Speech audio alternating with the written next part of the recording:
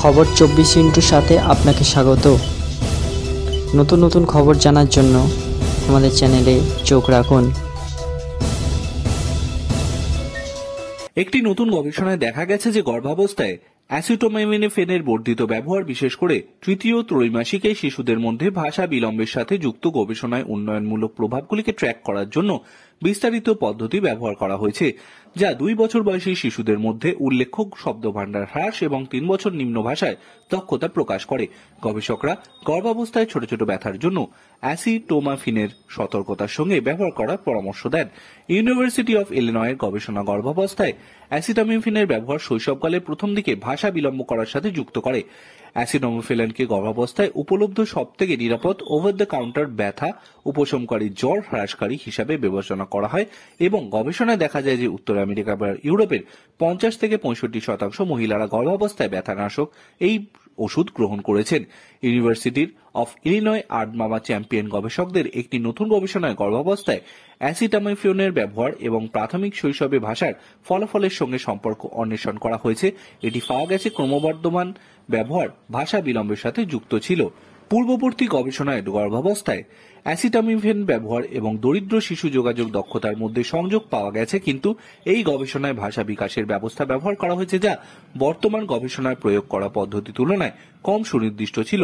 মেগান উডবারি বলেছেন, যিনি ইউএ তুলনামূলক বায়োসায়েন্সের অধ্যাপক এমরিটাস সুসান সার্জেন্টের সঙ্গে স্নাতক ছাত্র হিসেবে গবেষণায় নেতৃত্ব দিয়েছিলেন।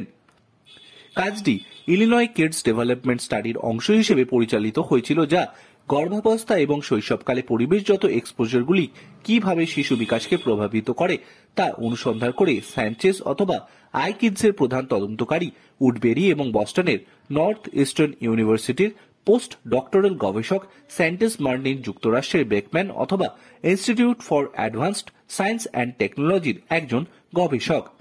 আগের গবেষণায় শুধুমাত্র গর্ভবতী ব্যক্তিদের ত্রৈমাসিকে তাদের অ্যাসিটামিনোফেন ব্যবহার সম্পর্কে জিজ্ঞাসা করা হয়েছিল। ওয়েডবারি বলেছেন, কিছু আইকিডসের সাথে আমরা গর্ভাবস্থায় প্রতি 4 থেকে 6 সপ্তাহে, তারপর বাচ্চার জন্মের 24 ঘন্টার মধ্যে আমাদের অংশগ্রহণকারীদের সঙ্গে কথা বলেছি, তাই গর্ভাবস্থায় আমাদের 6টি সময় পয়েন্ট ছিল। আমরা দেখেছি অ্যাসিটামিনোফেনের বর্ধিত ব্যবহার বিশেষত তৃতীয় ত্রৈমাসিকের সময় ছোট শব্দভাণ্ডারের স্কোর এবং 2 বছরের ছোট উচ্চারণের দৈর্ঘ্যের সঙ্গে যুক্ত ছিল। উডবারি বলেছেন, 3 বছর বয়সে তৃতীয় ত্রৈমাসিকের সময় বেশি অ্যাসিটামিনোফেনের ব্যবহার পিতামাতার সঙ্গে সম্পর্কিত ছিল যে তাদের ভাষা দক্ষতার উপর তাদের বাচ্চাদের তাদের সময়সীমার থেকে কম হিসেবে র্যাঙ্ক করা হয়েছে। স্যান্টেস বলেছেন, এই ফলাফলটি প্রাথমিকভাবে পুরুষ শিশুদের মধ্যে দেখা গেছে। গর্ভাবস্থায় ভ্রূণের মস্তিষ্কের বিকাশ ঘটে, তবে দ্বিতীয় এবং তৃতীয় ত্রৈমাসিক বিশেষ করে জটিল সময়, স্যান্টেস বলেন। ফলাফলগুলি বৃহত্তর গবেষণায় পরীক্ষা করা দরকার। গবেষকরা বলেছেন, ততক্ষণ পর্যন্ত গর্ভাবস্থায় জ্বর বা গুরুতর ব্যথা এবং অস্বস্তির জন্য অ্যাসিটামিনোফেন কিনতে ভয় পাবেন না। খুব বেশি জ্বরের মতো অবস্থা বিপজ্জনক হতে পারে এবং অ্যাসিটামিনোফেনের মতো ওষুধ ব্যবহার করা সম্ভবত সাহায্য করবে। মানুষ যখন সত্যি তাদের প্রয়োজন হয় তখন তাদের নেওয়ার জন্য অন্য কোনো বিকল্প নেই, স্যান্টস এও বলেছিলেন। কিন্তু ছোটখাটো ব্যথা এবং ব্যথা চিকিৎসার জন্য ওষুধের দিকে যাওয়ার সময় সম্ভবত লোকেদের আরও সতর্কতা অবলম্বন করা উচিত।